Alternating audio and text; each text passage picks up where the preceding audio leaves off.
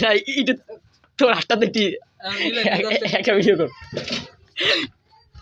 না না একটু ভিডিও করা কারণ এটা তো ভবিষ্যতে তোর লাগবে থেকে আড্ডাও না বলো দাঁড়া দাঁড়া না না এটা একটু আমি ই করুন ভিডিও করা দেখবে কই কই কই তো 4টা কথা মোবাইল দিয়ে মানে তোর না নিজ ধর হারাই দিতাম মানে কর ওর মা গো রে ঠ্যাঙ্গে তোর মোবাইলে ঘা খাইছি হন